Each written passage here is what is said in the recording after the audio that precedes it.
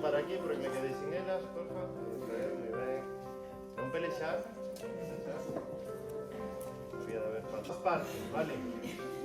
Cando que irades votar, tedes que asegurarvos, vale, de que neste lado está a opinión que queredes dar, vale? Porque si vedes vos... vale, vou dicir que sí. Así nos pensamos que decides no, vale? Así que podedes facer unha de dúas. Coller sempre co mesmo moi e decir sí e facer así, vale? Ou estar atentos a cando estades e ver o contrario do que opinades. Se entendeu? Considerades vos seres humanos? Bueno, hai quen dúbida, vale, vale. Eso está ben, porque onde tamén hubo esta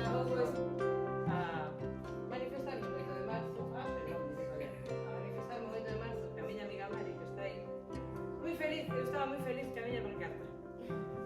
De nos feitas somos en loita. Sí, para mí era... Que ocurrencia tienen, Que felicidade.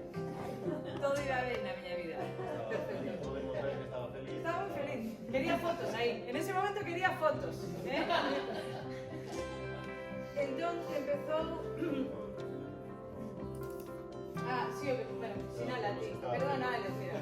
Mira que tecnológica, Mira, aí sí, Lo que pasa es que soy un puntero y a mí no me va. ¿Cómo estamos? Perdonad. En fin, estaba feliz. Provocouse algo como un linchamento, pues la verdad es bastante simpático. Y lo vamos a analizar, sinceramente. Que non deu mal rollo. No, casi nada. Vamos a ver cómo es que no está tomando color esto, Porque... Sí, aquí parece un poco...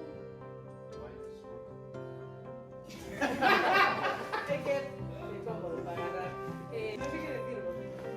Mira aquí.